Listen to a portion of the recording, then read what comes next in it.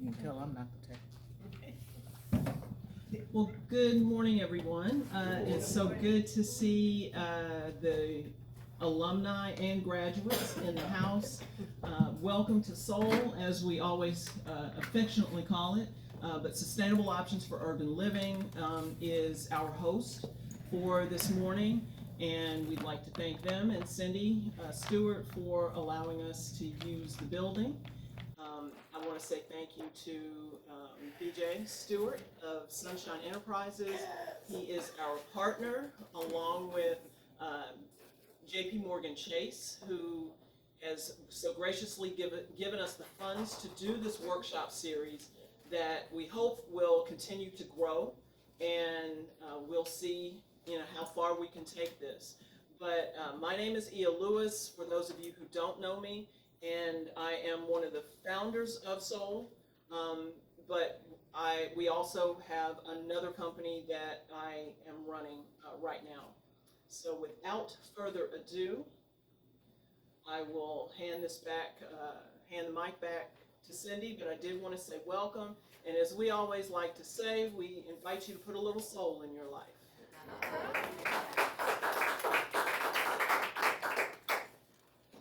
So with that being said, we're going to bring BJ Stewart.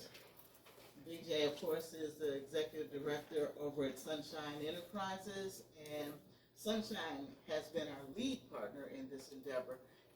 And as most of you, or all of you probably are, Sunshine alumni, give it up for BJ Stewart. Thank you, Cindy. Yeah, I thought you were going to say, let's put a little soul. I was waiting all week to say that. First, yes.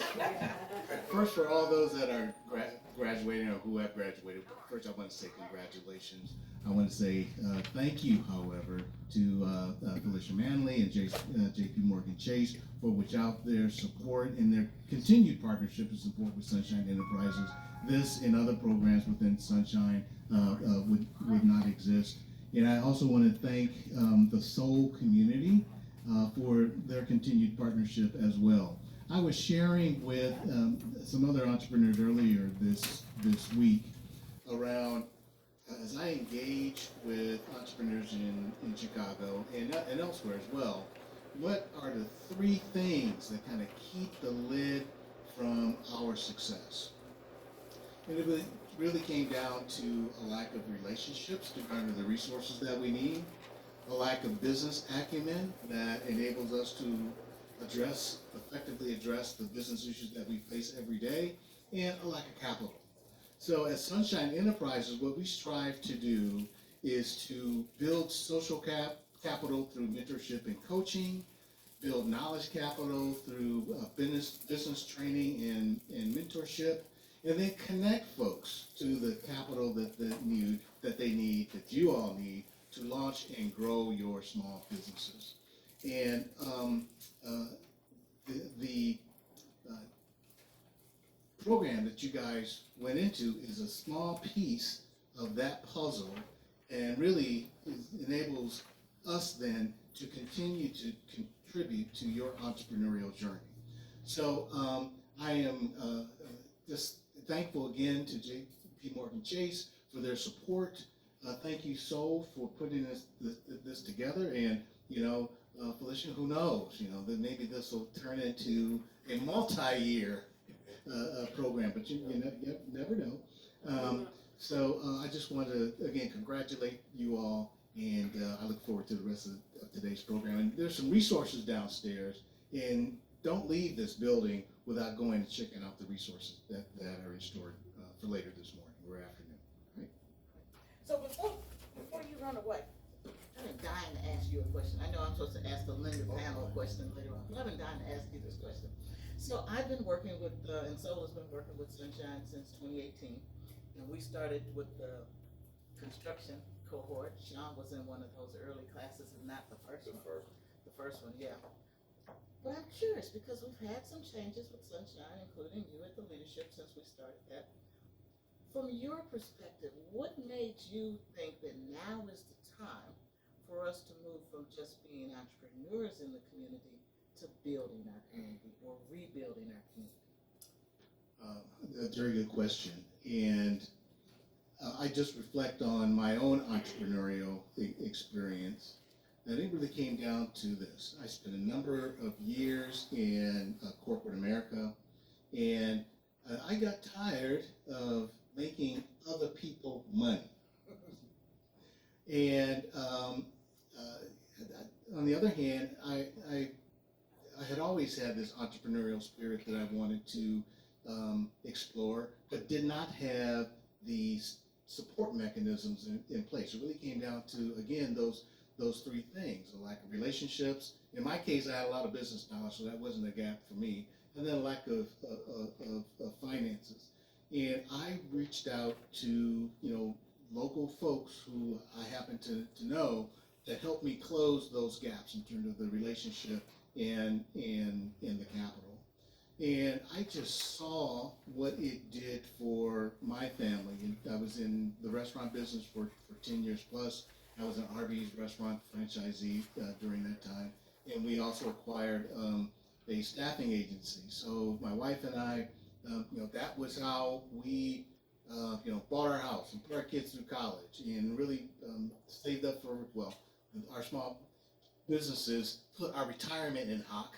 But fortunately, when we sold our businesses, it really provided the capital for our retirement.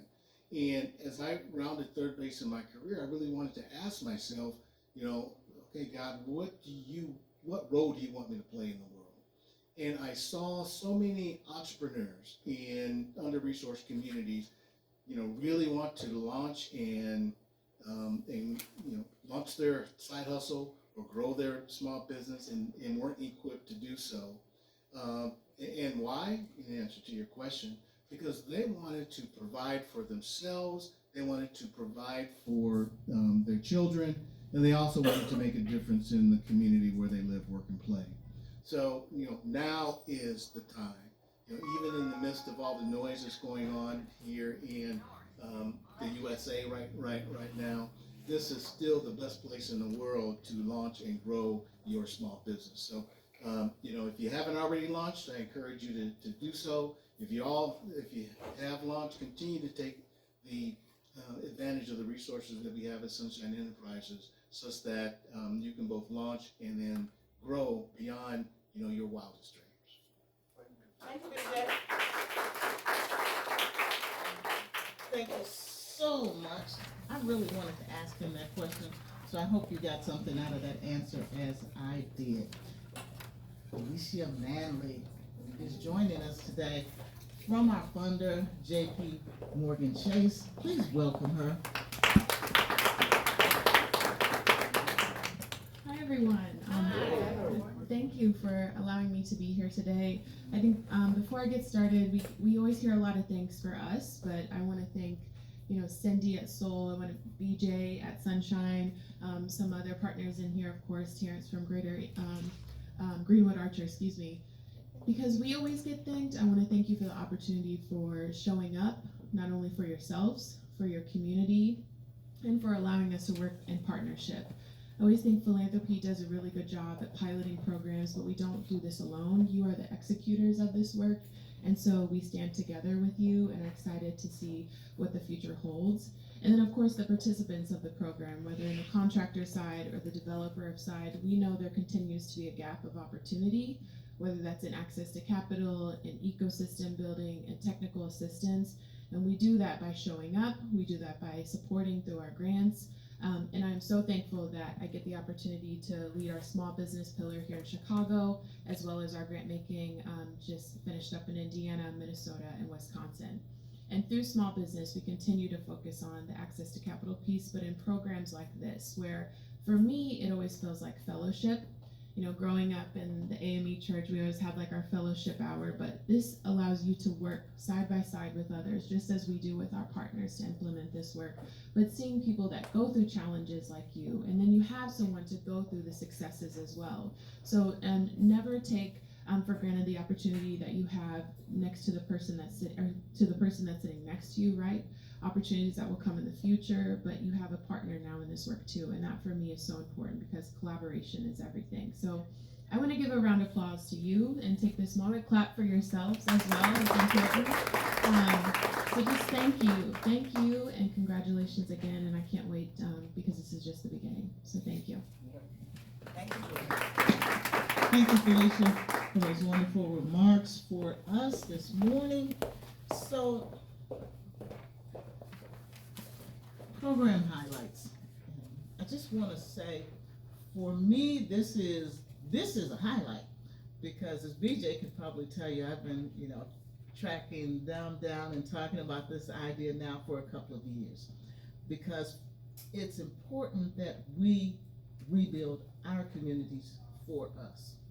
And the opportunity to talk about the impact that we can have when we do that.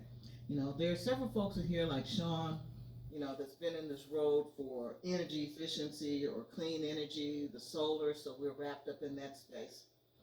And then there are those of you that are just in the construction space, and I got a restoration person back there. But the bottom line of it is our communities are either falling down or they're being gentrified. Very little in between. When it's gentrified, it ain't for us, excuse my expression, but it's not. Okay?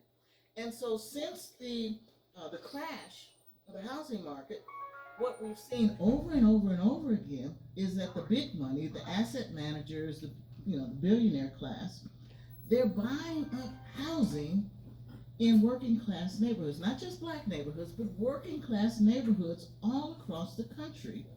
They're buying up the housing stock and they're sitting on it. Okay? And they release it and develop it when it suits their interests. And their interest, of course, is to make sure that the dollars go up and they can rent. Because they're really not interested in you owning it. They can rent to you and higher prices in our communities. So now is the time for us to decide if we want to keep our community, and if we want to keep it, then we need to do something about it. And I'm not going to preach this morning, but talk about impacts. We sitting here on the south side of Chicago, the South End, we're sitting on one of the world's, not nations, world's largest sources of fresh water. Right now, today, almost 30% of the planet, people that live in the planet, are in areas where they are water insecure, meaning that on any given day, they don't know if they have enough water to take care of their basic needs. Okay? Why would we want to leave here? Why would we want to go someplace where there's a whole bunch of concrete and old malls that have closed up because retail is dead? Okay. Look around you. This is where you want to be. This is where we want to be. And we want to do it for us, by us, because that's the impact that I'm looking for from this endeavor. Thank you for being on this journey with me.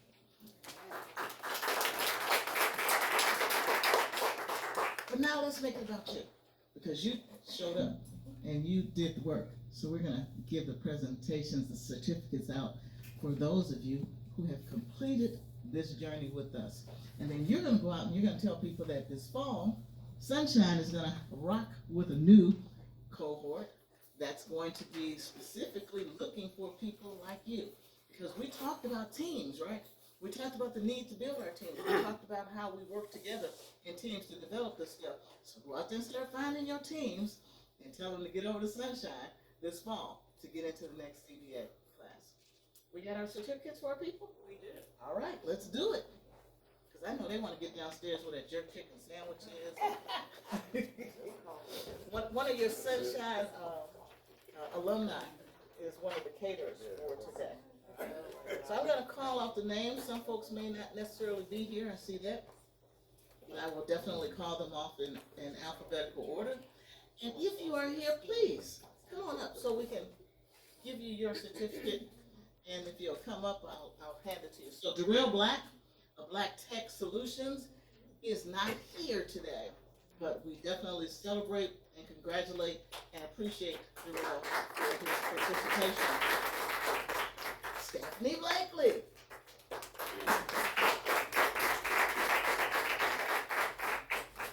Stephanie Blakely showed up, showed out. Thank you, my dear. I appreciate you. Okay, great. She's gonna get a picture of you. All right. Christine Carr. She didn't make it today, but we thank her for she showed up in class. Roxana Daniels, there she is. I thought she got out.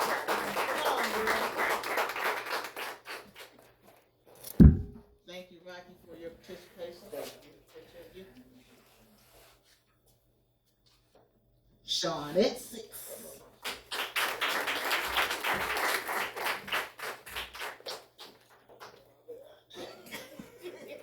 And I don't want to stop the program or anything, but Sean has been with us since 2018. Yeah, he was on my first 2018. Sunshine CBA. He was in the Sunshine CBA, but I have known him since 2017, 2018, when he was in the solar training program.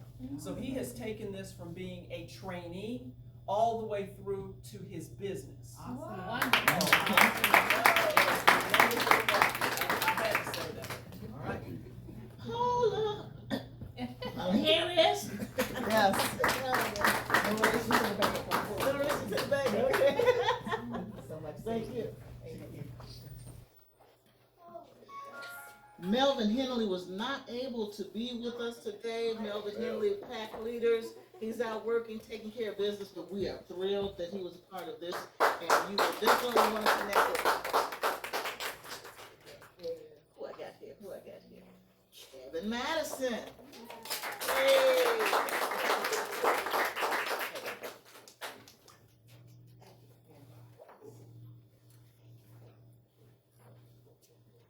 Another one of our participants, architect Billy McGee, who's not able to be with us today. We'll get him in. Denise Nelson was not able to be with us today, but we want to congratulate Denise Nelson. Terry Perdue is here with us today. Congratulations, Terry. All right, you up for everything you want to do. Michael Pedway was not able to join us today, but Michael, we appreciate you being part. Gail Salisbury.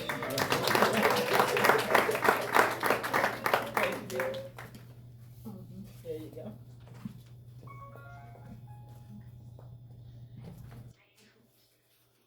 Last but definitely not least, Lisa Thompson.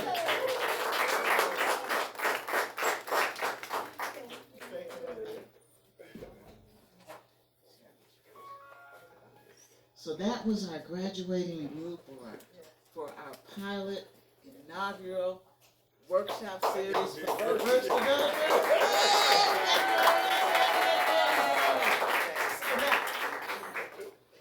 Who's going to develop some real estate this year? Yeah, all right. That's what I want to hear. So we're going to pull all you together so that we can take a group photo. Ia, where do you want them? She's master, so she. Put her. Where do you want them for this group photo? Let's do it around the soul sign. All right. Probably have to move a couple of chairs out, but yes, we can do that Maybe, over there. maybe not. After we take the picture, I'll make it work. for those of you that may have come in late, just so that you know, there are entrances and exits on both ends of this floor. There's also one back here. If you look behind what was the color line, this exit, there are stairs going down. There are additional restrooms on the lower level. The resource room is on the lower level. And the food is on the lower level. All of those things make you want to go downstairs.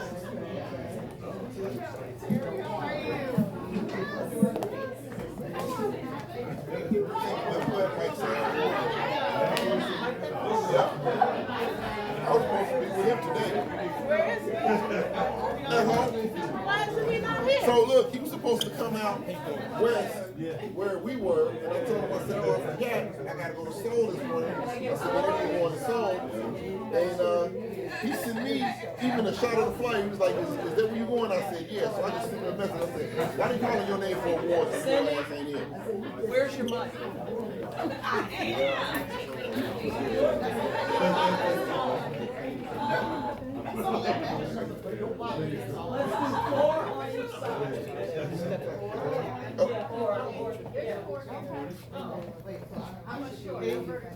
There we go. All right.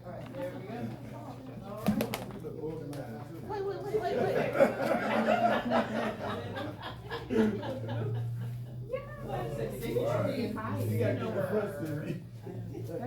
There you go. I'm taller than her. One, two.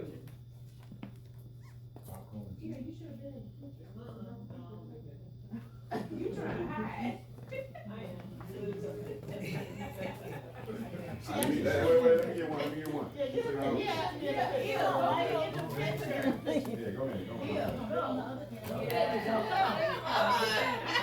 With our words scrambled. Yes. There you go. All right, thank you. So, how you doing? So I can say that the it's over. The table that you set up downstairs. The table you can set up downstairs, and there's food downstairs. And we're gonna move in that direction. So etc. Yes. Oh, I'm so sorry. Come back. I done hopped ahead of time. I done left out the panel. Wait, We gotta do the panel first. I'm sorry. I done hopped ahead of time. Yeah. Why you gonna say accepted on my behalf? I apologize. I'm moving ahead now. Okay, we gotta do the panel discussion before I send them downstairs. Okay. All right. So on my panel today, Louis Jeffries. I don't talk about it. when is that auction? Friday, Monday's the last day. Monday is the last day? Yep. Wait, it's too late to register? My agent is doing everything. She's submitting the contract. Okay. Let's talk. Terrence? You're on the panel, right? Daryl? Where'd Daryl go? He's on the panel?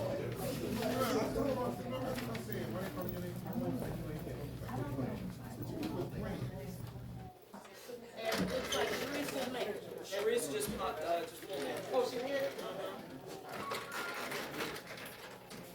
Yes, how you doing? Let me see. Okay, see everything. Sharice is here.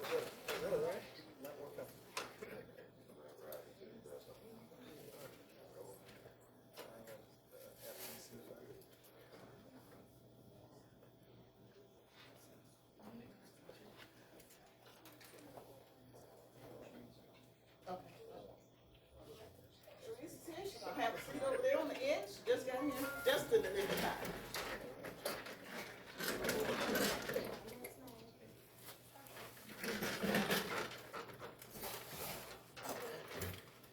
All right, great. So, can everybody hear me? Yes. The mic, right? Okay, good. Good acoustics in here. Good acoustics, okay. So we have our panel here today. I want to introduce them to you. Well, I won't be in order because it's not how they're sitting there. But I'm going to introduce you to Terrence Johnson of Greenwood Archer Capital. Terrence brings us a unique set of skills. He's had a 20-plus year career in public service and in the private sector.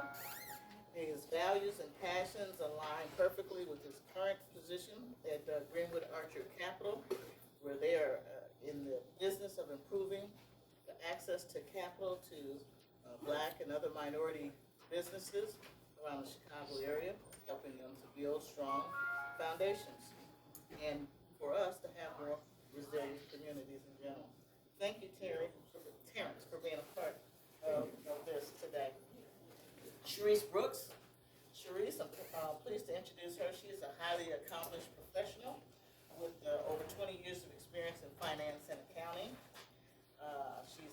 significant contributions across multiple industries, focusing on housing, investments, insurance, construction, and energy. She's currently the Director of Operations for Hands Off Facilities. She also ensures efficient management of residential properties for them. She's a renewable energy consultant and a division manager at Primerica Financial Services, where she empowers families and individuals by educating them about options that they may have in insurance, investments, and mortgages, so that they can grow from there. And I have my paperwork. Oh, there we go. Daryl Flinoy. Am I saying it correctly? Yeah. Chicago Community Loan Fund, or CCLF, as most of us refer to them. He is the Senior Technical Assistance Coordinator.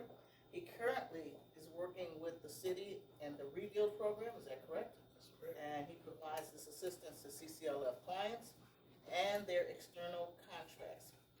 He acquires properties, conducts economic forecasting, manages the inventory for the Chicago Neighborhood Rebuild Program, which is now Rebuild 2.0, correct? And he oversees workforce development partnerships. He is also the project manager of over 70 active rehabilitation projects in Chicago. You think he might know something to help you with your... He might know a little bit. Okay, great. Thank you. And then finally, but not least, I have Lewis Jeffries, FBC Funding. Lewis has over 30 years of experience, so don't let a few gray hairs. Yeah. So, short story. Lewis and I go back almost 30 years, right? Okay, yeah. So he was doing mortgages when I was doing appraisals back in the 90s. Yes, absolutely. So he has experience helping real estate investors finance their investment properties. So he specializes in hard money loans, fix and flips, residential and large multifamily rental loans. He can provide you with up to 100% funding for purchase and rehab loans. We have credit lines for experienced investors and as little as a 10% down payment on multifamily value add loans. Okay? Please welcome our guest.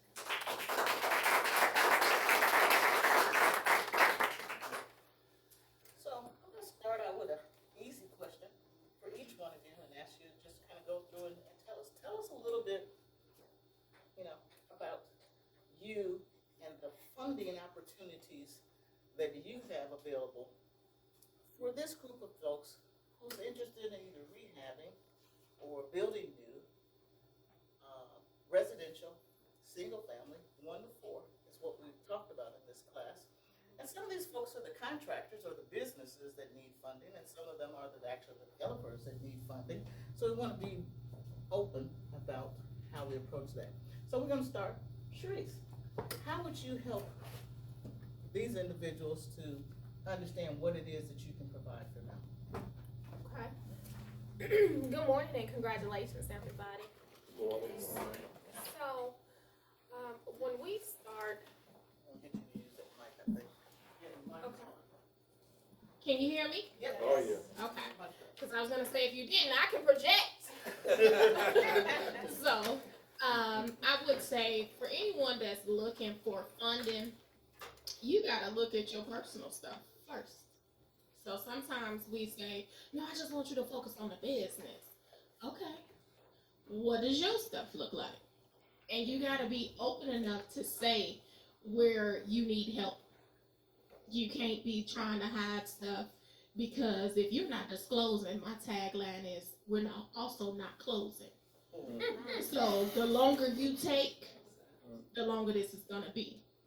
And a lot of times what I see now, since it's tax season, I see a lot of people using their tax refunds to get somebody to scrub their credit. And I say, I think that's great, because now when you take all that away, now what do we have to work with? So instead of scrubbing that credit, let's address what is there. Do we have a lot of late payments? Do we have a lot of collections, a lot of disputes, because if you have a lot of open disputes, we also may not be closing, because those need to be closed before I'm willing to work with you.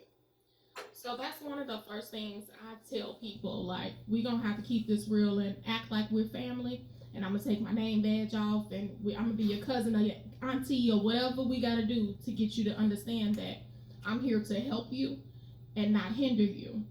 But the least thing you can do that can help you progress further is to start choosing not to disclose, because now you have accepted the fact that we won't be closing, and that's a waste of my time and yours, and I'm got a lot of things going on.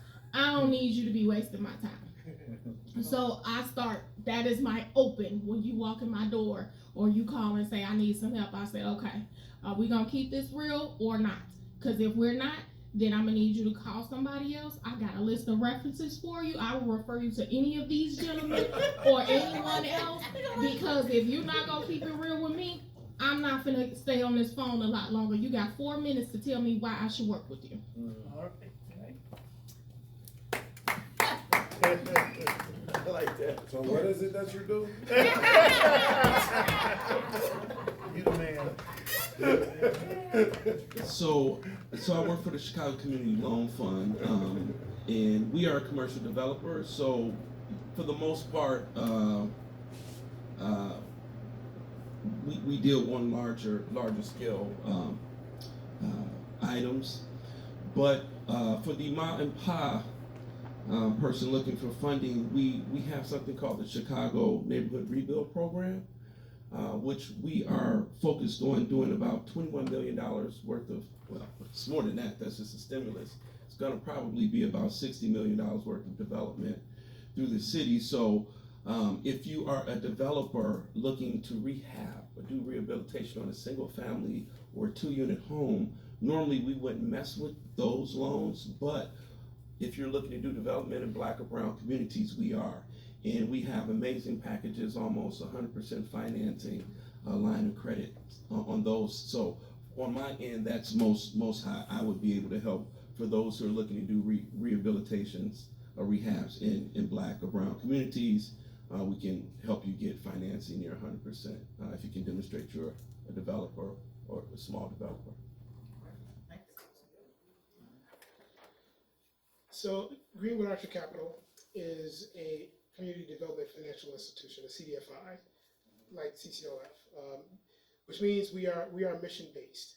So, but the folks that I'm going to focus on, they're not so much the developers, but the business owners. So the contractors, the engineers, and things like that. At GAC, unlike CCLF, we're much smaller, so we focus on entrepreneurs. If you've got a construction business, we may not finance the project itself, but we'll finance you in terms of if you need working lines of credit to get from project to project. That's what we focus on. Or if you're an entrepreneur who's looking to buy, say, a commercial location for your business and you're going to house your business in that location, you can come to potentially us to help you acquire that property and then build it out for your business. So that's the focus that at GAC. Because we are mission based. Well, let me say this first: we are doing loans and not grants. So I say that to say, even though we are mission based, we are looking for a source of repayment on those loans. Do you need to be perfect? No. Credit scores and things like that, we can work with you on that as long as you show that you've got a history of on-time payments over the last 2 years, even though your score is 580. We can look past some of those things. We understand that the collateral may not appraise out because of where we're located. We can look past some of those things, and we also potentially will go up to 100% financing, again, if it's owner-occupied for you and your business. Hi, I'm Louis Jeffries, FBC Funding. We are a mortgage banker and mortgage broker. As a mortgage banker and a mortgage broker, you go see those guys first, and when they can't help you, you come see me. And only because they've got special programs that you can't get anywhere else. And to be honest, the first thing you need to do is establish your business. I just want to say that. Open your bank account, get your business established. Once your business is established, you sit down to your banker, you sit down with one of these gentlemen. They can help you, great. They can't help you, you come and see me. I don't like bad credit either, but we can do some things. And we can work with you. 1 to 4 units. We also have money for your business, as well as money for your investors. We are primarily lenders of real estate. For investors, not for owner occupants, even though we'll do some business funding, SBA type loans, but our primary business is for investors.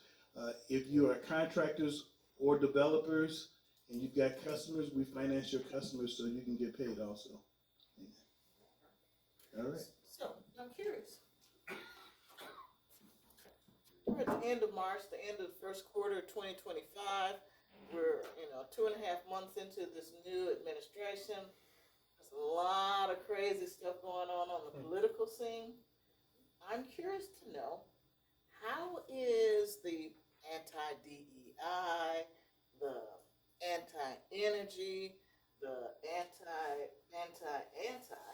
of the Trump administration, including the anti-CDFIs, how is that impacting you?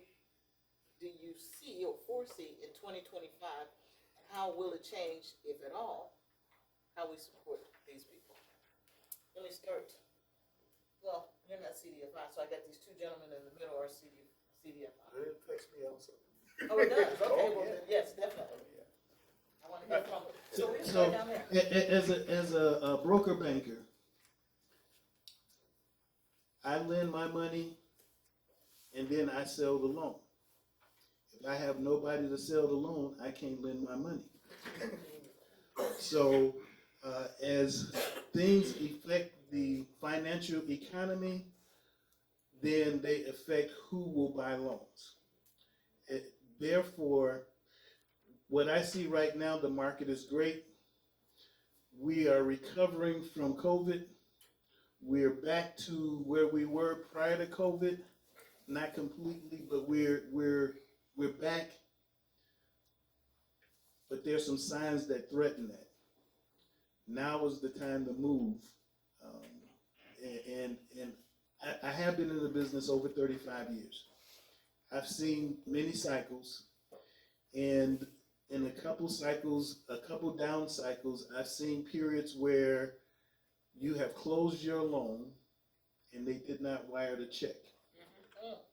Because the cycle has such that they will not, they are afraid, so they just stop funding. Business is great now. If it keeps up, we don't know what's going to happen. So now is the time to move and not procrastinate. Now is the time to move. So, all of what's going on in terms of how it impacts the CDFIs is, CDFI is a designation, and it's I'm sorry, because I said it and I've been doing it. Please say what a CDFI is, because I don't think I said it. Yeah, so CDFI is Community Development Financial Institution. That designation comes through the Department of Treasury along with funding to fund. Most banks lend money based on deposits. If you go to JPMorgan Chase, they're giving you a loan based on deposits that you got your checking account or your savings account. That's the same funds that they're lending out. For the CDFIs, we don't have deposits. We get our funds either from the Treasury or from philanthropy and or these larger banks because of their Community Reinvestment Act requirements. So that's where the funds come from that we lend out. Because of that, we can be a little bit more relaxed in terms of requirements. That's why I can do a loan with a 580 credit score, whereas a JP Morgan or a Fifth Third Bank can't. So having said, so that's just a general background in terms of what a CDFI is. How all of this that this administration is impacting or is doing impacts us. In the long run, yeah, it's going to impact us. In the short run, I'll say it's business as usual. We've got funds to lend out that can last us for a while. We anticipate that this attack is going to continue, so we're never safe. So we'll be looking at our philanthropic partners and hopefully the banking community to step up to make sure that the CDFIs continue to run. Having said that, we are mission-based and we lend to underserved communities, small businesses like yourselves. Those businesses also have a role in this in terms of the sustainability of the CDFIs, right? So the way that Greenwood Archer Capital can continue making loans is once you become a borrower, you pay my loan back. As soon as you pay me back my loan, I'm looking for the next business to give it to. So, as you can tell in terms of the mission-driven drive that we've got, we are looking to impact communities. And when I say communities, I'm not only talking about the location in terms of the south and west sides of the city, I'm talking about Black and brown communities, right? And in particular, Black. Over 90% of the loans made at Greenwood Archer Capital are to African American folks as well as women-owned businesses. So that's our focus. The attacks on DEI highly impacts the way that we talk about it, but it doesn't impact what our business is, right? So my website, I can't tout the fact that over 90% of my loans are to Black-owned individuals, right? But I can say that it's underserved communities, primarily focusing on the south and west sides of the city. Who is that going to hit? The same people that we. So it's more or less about the framing and the conversation about it as opposed to the impact. So we're Y'all ain't changing. Y'all just we changing ain't changing what we do. We're changing how we talk about it. Thanks. So I'll just kind of co-sign off of what Terrence said as well. So we are a CDFI as well, Community Development Financial Institution. I work more so on the CD end, which is the community development end. But we have been tracking the stuff with the Trump. We have someone that's all they do is go to Washington, lobby and check all those new changes and how it impacts us. And thus far, kind of like Terrence was saying, it's not really stopping what we're doing. We get a lot of our money from philanthropic, donated money, and so we kind of loan that out. So it's not really impacting us. And and also as Terrence was saying, we are able to work with these lower credit scores because we don't necessarily look at the credit score. We look at your ability to pay. And our goal is community development in Black and brown communities. Majority of our clients are also Black and brown. So our goal is to work with you if you are Black and brown and looking to do something within the neighborhoods. But in answer to your question, right now we're still pretty good because we kind of able to kind of create our own packages with, like Chase gave us $5 million, right? And we loaned it out, and 200, 300,000 packets, and we kind of survive off of that. So right now we're doing pretty good in relation to Trump stuff. So Primerica Mortgage is self-funded, but what the climate has done for us is to educate people more. So for those who do not have a strong credit history, we don't turn you away. We actually work with you to help you build that credit. So you may come in with a 550, and okay, we'll keep working with you for as long as you want to until you're ready to move forward. So that program is free. You can say, hey, I just want to get started in the credit upgrade program to see how I can progress to become lendable, lending ready. But also for those that are looking for the 1 to 4 units, they have a conventional loan program that's 1% down. And a lot of times people are looking at conventional, oh, I heard it was 20. Well, they have a 1% program. But what are they looking for when it comes to that? They're looking at your credit. They're looking at your ability to pay. And so, do you have anything else outside of your business? It could be, yeah, my wife still works, my husband still works, and we'll use his income or something like that. Because a lot of times people say, "Oh, I'm a business owner," but I need you to understand I wrote off everything on my taxes. I'm sorry, I won't be able to work with you like that. If we're gonna move forward, we may need to restate those taxes where you don't write off everything so that you can be fundable. So, You need income. yeah, we need income. But with the administration and all the changes, that's why I go out to events like this to educate the community and the people at large that we have to get out of the mentality where we get paid on Friday and we broke by Monday or Sunday or Saturday, if you will.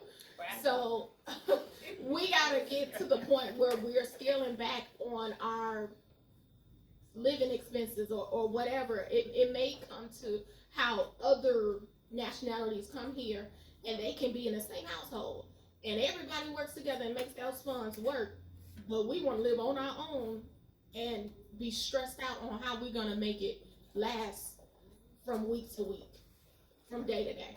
Can I add something? I want y'all to understand that we're all different. All of us are different. We offered something different because I don't care about your income. All right? I care about your credit, but I don't care about your income. So no matter where you I are. want to make sure, I want to ask a follow-up question to that statement to make sure that everybody, why don't you care? Because as a developer, my loans are not long-term loans. You're going to develop the property and sell it. Now, if you want to refinance it, then she's going to care about your income. So you're a hard money lender? I'm a hard money lender plus, yes. So it's not about your income. It's about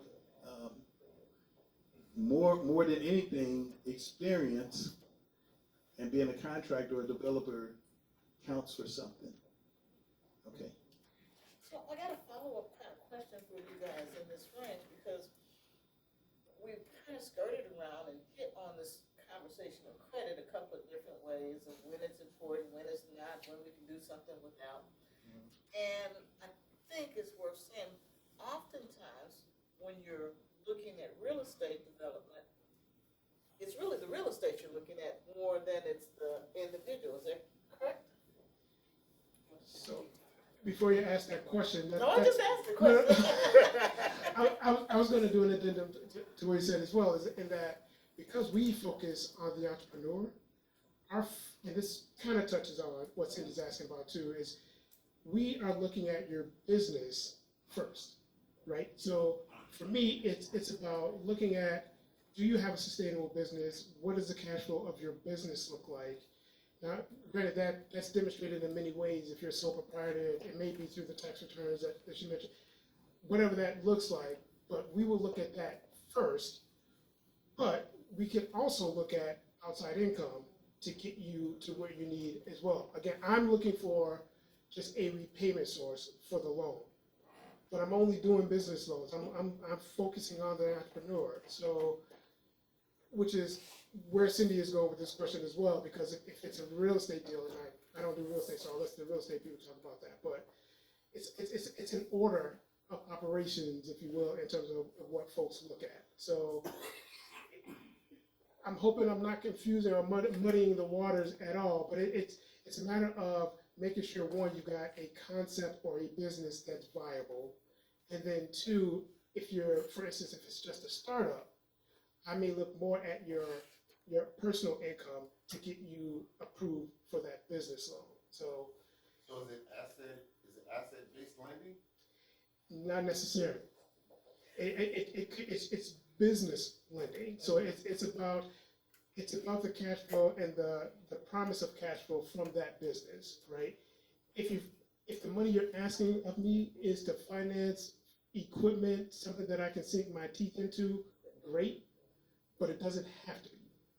Again, we're a CDFI, so we don't have those same hangups that traditional lenders do in terms of, well, you've got a truck and I'm only going to lend you 60% of the value of that truck to make sure that if you things fall like get your tree. That's, if you've got it, great, but it's not the end all and be all in terms of a loan approval from us as a CDFI. So I want to make sure that you're all hearing this, so where Lewis is interested in your experience. You have some experience that you bring to the table, and he wants to talk to you, because he knows it's not gonna be in there forever, you're gonna be in and out.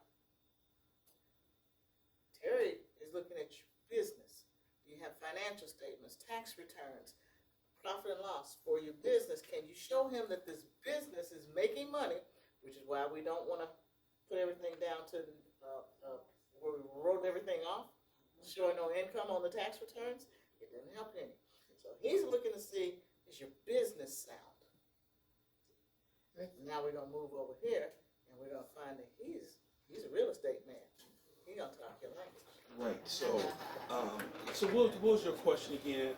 I wanna know about, or you, or to tell them about, what's important, most important. So where Lewis talked about the experience, okay? Yep. And Terry talked about, the business, you're talking about it from the real estate. So what's Right. important to you when they bring a real estate? What makes it successful or not? So for CCLF, the most important thing for our lending department is your ability to pay. All right. So we talked about the credit score here was not as important, right? It's not as important on our end as well. But Terrence is looking for your business structure a little bit. What are you guys doing as far as your work? Is that solid? On our end is your ability to pay, right?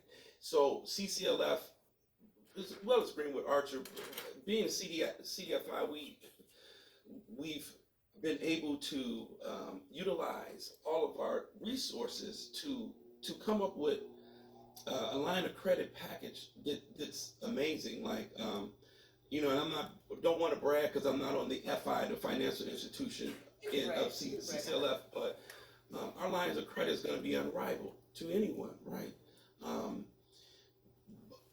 Because what we do, we utilize all our resources, the city of Chicago, grant money, various programs, and we layer them on top of each other to provide you the best package. So on our end, your ability to pay, right? Because our lines of credit are so sweet that even if you come up with something you can't pay, we're gonna pay it for you, right? Because if you default or miss a payment, it impacts our portfolio, right? So to keep our portfolio above grade, we will pay it. That way we can still, everyone else can keep this sweet package, right? So the spin on our end is, right, it's fabulous. No one's gonna be able to beat it, but you have to be solid enough on the front end, like to get in. That is the only trick. We got to make sure you got to have the ability to pay, and then we need to establish that you are a developer. So we have people to do rehabs and we have people that are developers, and the difference of that, just that language alone allows us to fit you in different rooms and different programs. The city of Chicago gives us like $1.4 million a year to lock in a low interest rate. So this gentleman here, what's your name again? Lewis, probably can get you in and out of something real quick, something sweet, or work with you. Ours is not going to be quick. It might take 60 days to get you in, but when you're in, you're set, right? Respectfully, his interest rate is probably going to be double what ours is, right? Right? And so, but he can get you in quick. It's going to take us a little bit longer. So that is the trick. So I will look at it as if this is you, right? And this is, CCLF, Greenwood Archer, this Lewis, and so you're in the center and you have to determine who you are and what you need. And then you go to these various resources that meet your need at the time, right? So it's somebody out here that meets all of your needs, and we're just trying to show you who we are so you can come to that need, because you might not be a developer on that end, so you might need to go over here to get set up, right? But you may be a developer and got some projects, and this is going to hold you back, and you need to come here. So pretty much ability to pay, and then if you can establish your developer, we can do so much. Besides, we got a city of Chicago locking in a rate for you, right? But we have workforce development groups that we can mobilize to your project. Just you got a line of credit from us, we can send people to clean up your property weekly, cut your grass, do demos for discounted rates, all part of this line of credit, right? Because you're solid. Y'all done got secret sauce, right? That's secret sauce. I'm over here trying to employ some people like, can you send some cleanup crews to my job site? Okay. They're gonna get in trouble for some of the stuff he said for the FIT, but that's for y'all though. This is for y'all. Hey, there. But it's only because we're locked in with a special program for the city, really, with the last 10 years. And then Greenwood Archer Terrence is a part of it too, so I don't want to completely exclude him. So I do want to ask a quick question, because I know we're actually over and we're gonna wrap this up. And you guys will be here and downstairs in the resource room, so you can ask questions. But I want you to give just a big high-level overview of Rebuild 2.0 for these people and how they can tap into it, what the benefits are, what may be some of the challenges for them to do the Rebuild 2.0 program, because it's specifically designed for that single-family 1-4 space. All right, so that's where I'm at. I can speak on that, right? Yeah, all right. So Rebuild 2.0 is a monster with steroids. It is an accumulation of 10 years worth of work, of piloting programs, probably for 6 years. We've been off the ground running it officially for 4 years, but it's been so successful that the monster has grown tails, tentacles, arms. It's an octopus now, right? And so we started this with about a few $100,000 to $1.5 million in subsidy a year to help out developers. It went to $3 million, and it was so successful. The city has injected steroids in it. They brought Greenwood Archer in to help us out to $21 million. If we're able to pull this off in the next year and a half, which we will, it's going to go to $42 million. And then from there, they're talking about 70-something million already. They're projecting out. So essentially, what it is this is the only program in the United States, in the entire world. You're not going to find this anywhere else outside of Chicago. The biggest amount of money infused into the south side and the west side of the city of Chicago. And so essentially what we do, we identify vacant or abandoned property and property that you don't want. Like, so if it's property and you guys are fighting us on a nice block and we got developers and they find us and everybody wants to outbid us on it, take it, you can have it, right? There's no need for us to get involved. We go and we look for that abandoned house next door to you on your block that's been sitting there for 10 years, right? The tax is not paid. You don't want to live next to it anymore. People are not moving on your block because of it. If a developer gets it and rehab it, they're going to lose money. It's underwater, right? Mm-hmm. And so we come in and we buy it, right? And we get a developer to get it, and yeah, they're going to lose money on it as well, right? But so we use grant money, taxpayer dollars to balance off to do what's known as right size of property. And so we have in the past, we have been focusing on the worst house on the block, right? So we go on these decent or middle class blocks, and it's this ugly booger on the block, destroying the block, they're selling drugs, or it's vacant, you got squatters. We get that, and we infuse not only this 100% financing in it, we infuse this experienced developer. We infuse this $1.5 million that we have to lock in a rate to give you people. We infuse our workforce development teams to help any way we can to adjust the cost. If it's a lien on that property, if it's a $30,000 water bill lien, and this is why no one is getting it, we go in and we pay the lien, all right? It's the city of Chicago. They just, all right, eliminate the lien. It's our money, right? So essentially that's what it is on the little end. But it's much more than that, right? Because the workforce development teams that we talked about earlier that we are sending out to clean up and do things for free, why are we sending them out? Because they're second chance individuals that have no chance of getting a job, right? Or no chance of building their resume up, right? And so this is not just rebuilding homes. It's rebuilding communities. It's rebuilding lives. So we're giving these men and women opportunity to now build a resume. We pay them like a job, right? And then they go out and clean out. You're a developer. This gentleman said he's a developer, right? So he gets 100% financing, a home for little or nothing. And now, Terrence will tell you, we give these homes away for free now. Like before, it's we're right sizing the price. Okay, we pay $100,000 for the frame and maybe give away for 50 or 60. Really, we ask the developer, what do you want to pay for it?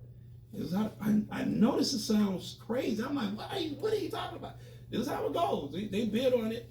We don't tell them how much we pay. And we say, what do you want to pay? Whatever they tell us, we say, okay.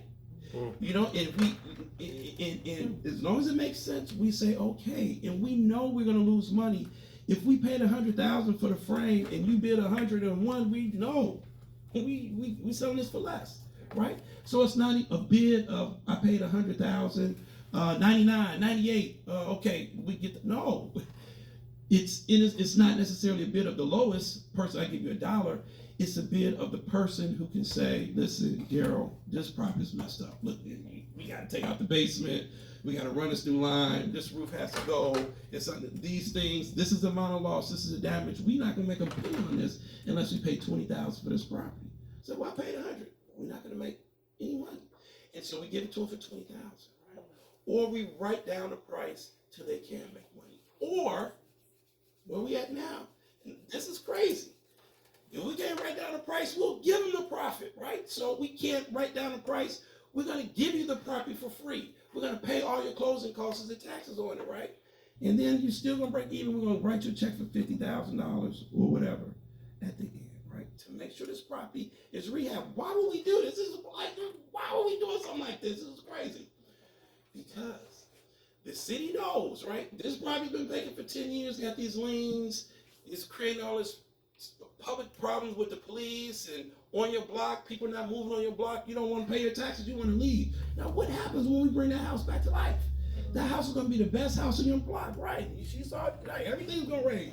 And we're going to get taxes now for that, right? And your taxes probably may go up. Once your neighborhood is now moved from this little neighborhood to now, you got a nice neighborhood because we filled in all these holes, right? And you can see I'm excited about it. I'm like, let them talk about the financial thing, and I'm going crazy on this, right? Because I'm out there in the field, right? I'm downtown in the penthouses with the commissioners, but I'm also in the streets. I'm in the basement buying the properties with the mobile. So I'm gonna put y'all on the spot right now, especially you two gentlemen right here. My developers, that y'all just finished this class, right? Yeah. My developers, my sunshine developers, all of my sunshine developers, please stand up. All of my sunshine developers, please stand up. Aren't you a sunshine developer? Yes, please stand up. You're a sunshine, anybody else a sunshine developer? All right. Make sure that you talk to these two gentlemen before you leave here today, because they're gonna tell you how you get connected to them to be part of Rebuild 2.0 going forward. We good? You ready? Yeah, absolutely. All right. So with that, I want to thank, and I'm gonna ask you guys to thank our panel for giving us their time this morning. Wonderful. I appreciate you guys. I really, really do. And Can I ask something real quick?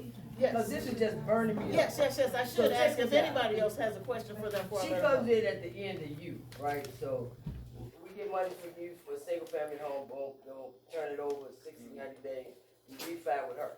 But here is what my man is asking me.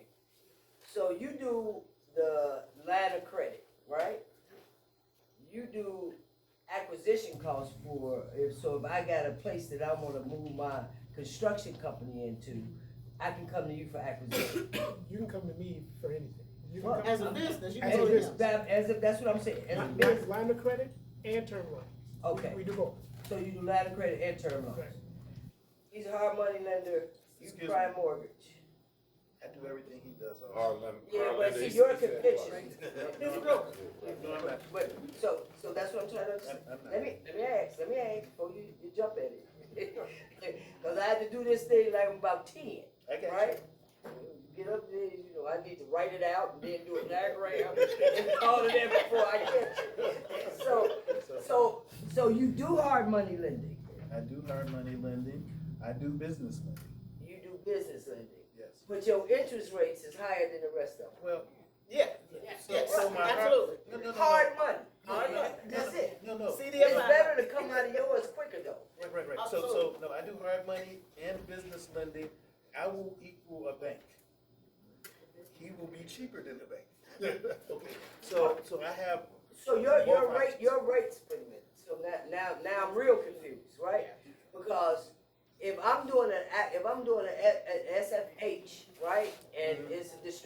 property and I need to close right away, I come to you. You come to me, How long does it take to close with you? 2 to 3 weeks. Okay, that ain't a bank. Let's be No, very no, no, clear. no. That But is if not a you- bank. That's a hard money on a single family home. Okay, so But if that's you the came first to portion. me for a business loan, I will give you a business loan. That has nothing to do with the. But you're more interested in the credit piece. When you're doing a business loan, I'm looking at your credit. Okay, but on the hard money, you're looking at the experience. I'm looking at the experience and the property. Okay, so I got that. So now we're clear on that. Now, so can I, as a business owner, come to you on that 2.0, rebuild 2.0, right? Acquire, we're talking about development now. Acquire a 4-unit, right? Work with you on a 4-unit to acquire it. The acquisition part is what you do. You're gonna help with the workforce development, but not. He helps with the acquisition, the funding for the acquisition, the funding that's gonna go into the rehab, and he's also helping you to connect with workforce. So that's all, development. okay, so that's the, don't answer yet, I'm just trying to get a clear understanding. Cause it's gonna all come together. So, I can come to you on that 4-unit, right? And get the acquisition, rehab, and workforce development, right? No. All right, and this is why, right? Because the rebuild program, the focus is the single family in 2 units, right? Okay. So they don't, it's maybe some provision for vacant lines down the line. They're not taking the fours right So now. just SFH and 2 units. Right, so just to understand why is the people who are paying for it is the City of Chicago Department of Preservation. And they have an initiative to get all these families in affordable housing. So they're looking for placement of a family. So single family home, family. 2 units, still kind of family. It helps with these ridiculous prices out here. The 4-unit, they're gonna look at it as more as an investment only. And so you got all these resources layered on there. Why? Because they're trying to help you get it right to help the family get Well, I in. get that, don't take much time, cause Cindy will kick me out. Sure, no problem. Come on. And I don't wanna get kicked out before I get to the crust stuff. Okay. So we talking 2 units? 2 units. Can I come to you for a 4-unit? Yes, you can. Okay, so I can come to you for a 2-unit. If We're I not come gonna to do you, if we wanna do new construction of that 4-unit. Anybody? New construction. Yes. Yeah, we'll still, hold on, let me get it clear. We still will do the 4-unit rehab or new construction, right? okay, see, But it's just not in the confusing rebuild that. program. It's a different program. Not with all those other. Okay, so here is what I'm trying to get. Yeah, As yeah. a developer, so here is what, just to get the gist of it, this is what I'm trying to get. If I can come to you for a 2, and I can come to you for a 4, can I come to you for a 2 and a 4 at the same time? Absolutely. Yeah. But can I come to you while I'm coming to them for the 2 and the 4? Can I come to you to get a loan on my place of business that I'm ready to move in and rehab? And can I get that loan at the same time? You can come to me for it. Cause you working on, are you doing it off of WIP? Work in progress in the whole 9. But let me say this. You're talking about a broad lending relationship with folks. So now, every deal that you do is going to impact the next one, potentially. Right.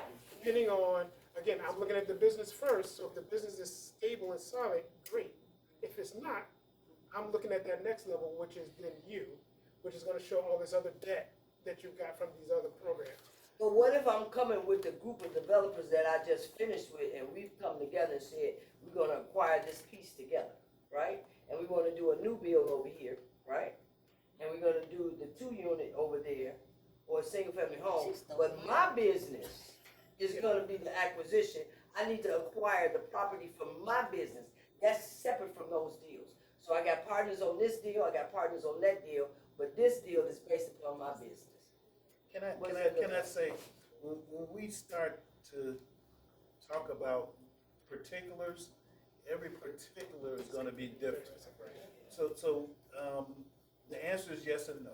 I know it's gonna be different, but can it be done? That's my It question. can't, everything can be done, but I Right. do have a related question that I just wanna get out there, because one of the things that we talked about a lot, and Rocky just brought it up, is we talked a lot about how we work together, building teams to do this work together, so it's not just one person coming to the table.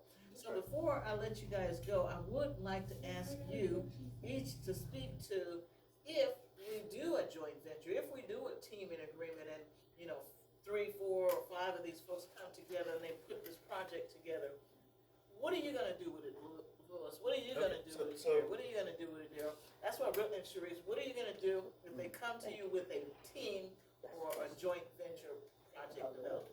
Okay, real quick. I will look at the experience. I will look at the experience of the most experienced person at the team. I will look at the best credit on the team. I will look at the money, who's got the money for reserves. There is a credit floor, and somebody below that floor needs to be off the LLC on the specific project that you're doing. They can add them after they close or whatever. But I will take the best of each individual to make the deal work. Some programs say if you get a floor here that kills the whole deal, that's not the case. Yeah, and to be honest, because we're a smaller CFI, what you're describing here usually isn't what we see, right? Because we're funding entrepreneurs and their business. Now, if it's a partnership of 3 different folks, you know, the 3 of them will go on the loan together if we can. Similar to what he's saying here, if there's somebody that's dragging it down, we can make some adjustments for that, but that's generally how we look at it. But I do think that one of the takeaways of all of this stuff is making you, as you pull your teams together, have these conversations ahead of time with folks. You know, any packet that you put together is going to tell some type of a story. Everything that you give to a lender is about telling a story, right? It may not make sense to you in terms of the stuff that, there's reasons why we ask for tax returns. The information that we get from a tax return, you may not even be thinking about, well, how'd you get that? Your tax returns tell a story. That story needs to be consistent throughout everything that you give to a lender. If the numbers don't match the narrative, that's where you get hung up. And all the questions that lenders come back to you 100 and 500 different times because your tax returns is telling me one thing and your narrative is telling me something different. So if I can leave you with anything, it is as you start pulling your deals together, pull your village together as well.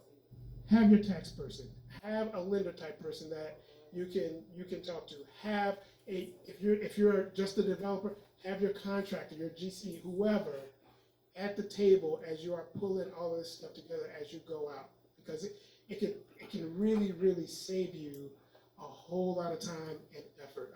Architects, folks that are going to do the drawing, all of those things, make sure that you have a solid team that you can call on to get any and all questions answered before you start going out there and trying to pitch it.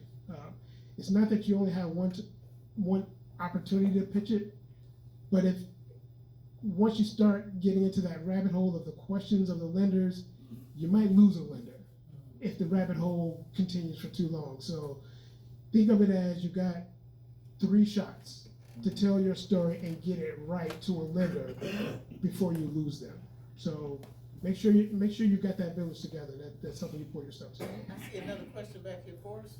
Yeah, so my question is for You're Daryl. gonna have to speak up. My question is for Daryl in regards to the Rebuild 2.0. What are the requirements to acquire a property with you guys? Well, the requirements is you just got to be kind of go through approval process as an approved developer, which the main thing that we're looking for is because we're bringing all these resources, you essentially to get a property, especially now with the 2.0, almost all of our properties are going to be for free, right? So it's not just getting on a program. You got to look at even to get on a program to get a property now, it's almost $100,000 deal. It's like we're paying you $100,000 or more just to be on a program, and then we're going to clean up. We're going to do all these things for free. We're going to give you these great rates. So what we need in return for that, right? So we're getting this from the city or other entities to show results, and these results have to come within like 16-month time or less. The 2.0, we're at like 12 months. So the trick for us is, again, each individual entity, CDFI or FI financial institution, brings something different. And so ours, you're gonna be set if you get in, but you gotta demonstrate on the front end that you are a developer. So in answer to your question, what are some of the things that I need to demonstrate that? So a developer's license from the city of Chicago will help us out. Huh? They have a developer's A license? residential developer's license, city of Chicago, just something basic. I can help you with that. Yeah, she can help you with that, right? So that's critical because it establishes I'm a developer even before coming to you guys, right? And then you have to show that you're working on something. Like you gotta have a track record. So Not just a track record. but you have to be able to show it. You have to show that as a developer you've done at least 3 or more projects in the last 5 years. I'm gonna speak to what Forrest is referring to. So Forrest is somebody that I have known for more than 20 years, long before I worked with Sunshine. As a matter of fact, I think I invited you to Sunshine originally. And one of the things when I was back in your day, Louis, when I was still doing appraisals, so that's been more than 20 years ago, probably close to now, is when I first met Forrest. And one of the things that struck me, because she was a young lady at the time, she much younger than she is now. She's still a young lady. She's still a young lady. But it was at a time when there were a lot of folks out there saying that they were doing rehabs on the south and the west side.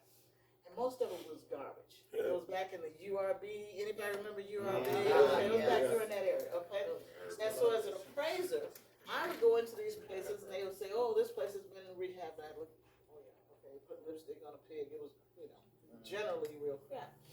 And so I went to one house to do, and it was actually rehabbed. It was actually rehabbed. It was nice. It was clean. It was orderly. It was like, wow.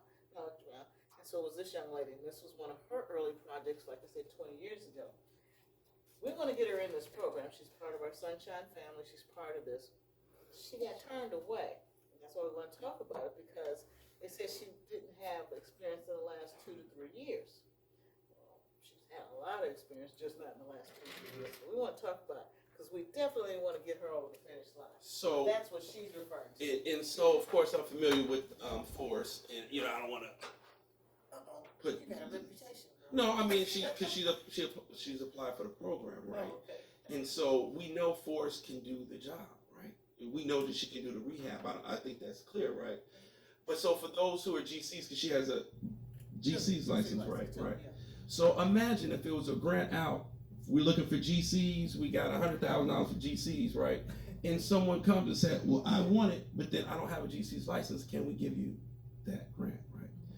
So that's the situation we're in. We gotta have that. We know that you may be able to do the work, but we gotta have that either residential developer's license behind you, or really we need both. Yeah, because it can't be one or the other. It's both. Because going to get a developer's license, I'm sure I can get that with It's opinion. both. And the reason we need the experience, right? We need to see that you work, you're actively in it. That experience though, right? Right now you're saying to me, what you're asking of me is to say, hey, I need you to go buy a property, fix it up, and then come to me. Because the whole thing for me is being transparent and straight up, right? We have to just be honest of what your requirements are. And they're not bad requirements, right? I thought about it recently. I said, you know what, maybe I should go buy something and fix something up. Your program is a lot more entertaining with, hey, you know what, we've got some properties, I can sift through it, you'll give it to me and I can fix it up, right? But then now you ask me, hey, you know what, go buy a property, right? Which I'm buying it at market cost. I'm not getting it at the deal that you're getting it at, right? That creates, that's just a different energy that I have not, and I haven't been in that space in a while. And I'm not saying that I can't put myself in that space. But the point I'm making right now is let's just tell everybody what your true requirements are so that we know what we're getting ourselves into. We don't get excited about applying for a program that we haven't, prepared ourselves to be qualified. So I would, what I would do, I would rethink what the rebuild program is, right? And so, Terrence would probably co-sign some of this because he's a part of it now with Greenwood Archer. The program, if I'm just being honest, it's not an entry program to help developers. It's not. And none of the focus of it is that, right? The focus of it is the Department of Preservation is up against a wall. They have to preserve these units, and it's a lot of heat from HUD in Washington. So as you know, the cities, they can't do any of this stuff, right? So the city wants to outsource everything, outsource. So essentially it's outsourcing in for use of hood vernacular. We are looking for some dogs, right? And How do we get somebody like, because I know we run on, how do we get someone like her who has experience but just hasn't had it in the last couple of years, who has a GC firm, just right? How do we get her back to where we need to be? You got an answer for it? Real simple. Real simple. When I said experience, it's always recent experience. It's always within the last 3 years.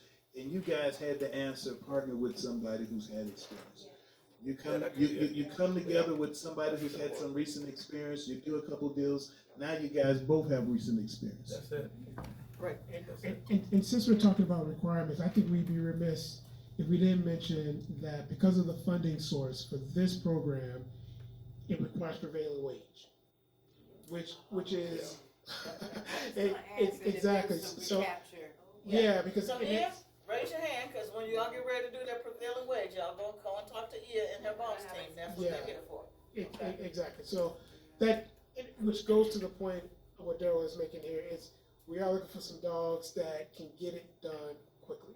The time frame that they gave to get this money out and get these properties rehabbed is completely ridiculous. It's crazy. So like you said, 12 months to get it all done. We're still trying to make sure we got all the ducks in a row to get it out here so that people can start applying for it. But that prevailing wage piece, not everybody has experience doing some of that. The stuff that we're doing in Pullman, because that's kind of where we're focused, is a lot of it is historic.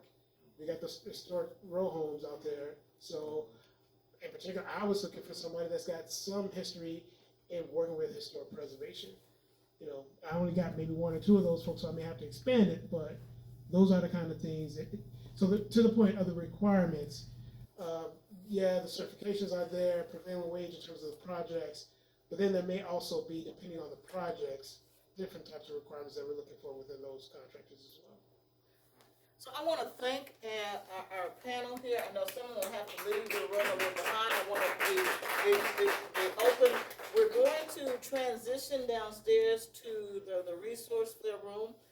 Some of them will still be here and have their tables set up down there, so you'll have a chance to interact and network and ask one-on-one questions with them when we go downstairs.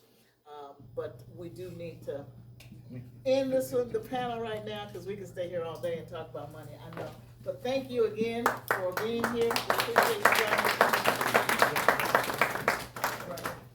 All right, so we're gonna move downstairs. Those I'm gonna ask you to give us 5 minutes for those who are setting up their tables to be able to make it downstairs and get that out the way so that by the time you come down there, they're set.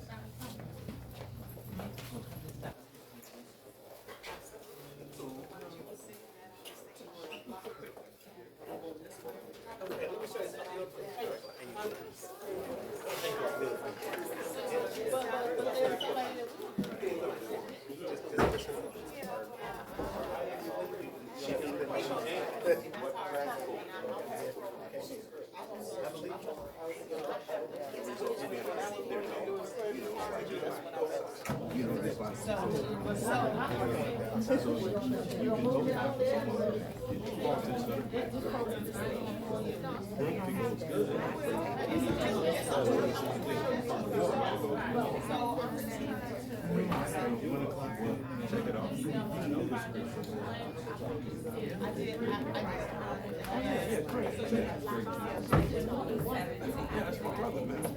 Almost literally. Like, not literally, but yeah. No, once he gets going, I'm working on it. I said from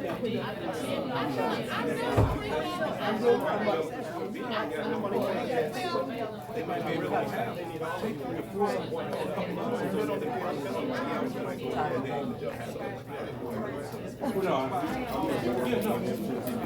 Craig funny story about Craig. He got started in real estate. Literally, house I've been now is from Craig. No,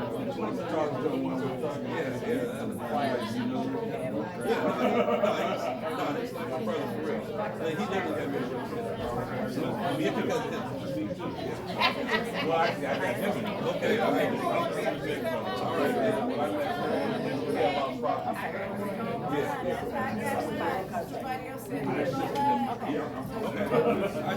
Yeah, that's fine. Now y'all let these folks get down there to the resource center and do that's where the heads are. They're gonna be down. I think I can manage that. I can manage that. We want to go now? We're going down there. Okay.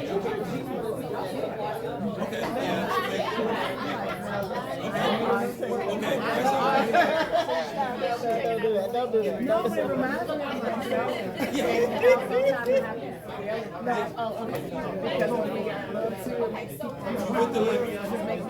Okay, yeah, we get half our rebuild the center field. How about your apparatus? Like a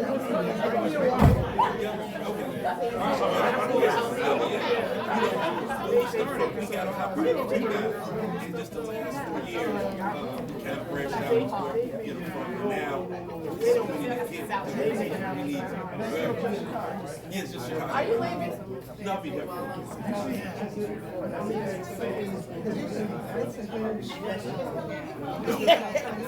because the money's coming from the city of Chicago.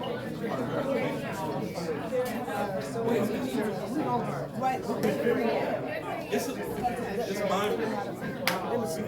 You guys are coming down, right? Well, again, the program is expanded. It's expanded by 7 times. As of January, it's doubling. Doubling again. So what I did was I drove You're gonna be able to handle all that? I don't know, but it's growing. But right now, it's in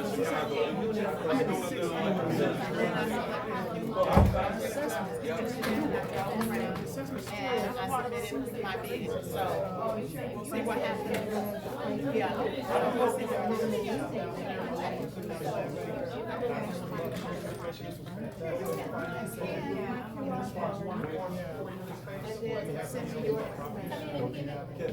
Same thing.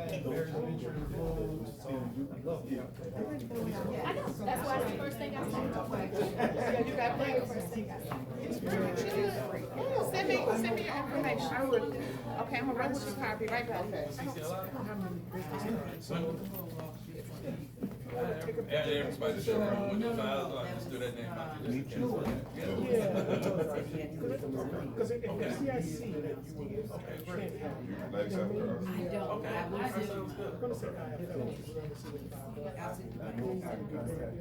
but they focus on that. Okay. So, no, I'm going down. That's your current.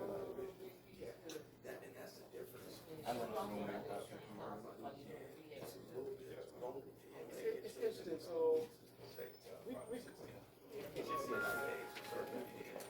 got programs, but it went to such a broad spectrum of folks that you.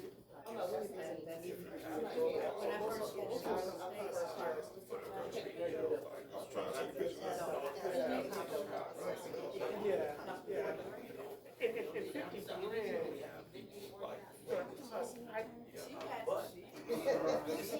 So I've only got like 2 of them, but you know, I want yours too. We didn't have nothing to trade. So we had pictures. I need, that's where I need to get. I need to get you that while I'm sitting. Gotta get your QR code. Yeah, I can do that too. I gotta get on I there. want to give you my information because I'm a certified housing counselor. Beautiful. I used to work for one, so I take you through that entire process before I even You gotta limit your liability. That's what it's about, But you're limiting right, your right. liability. Cause like, So I mean, we're not at level. It's in Ia's office, but I brought you a little. Great Lakes Foundation. You tell your wife, I see. Absolutely.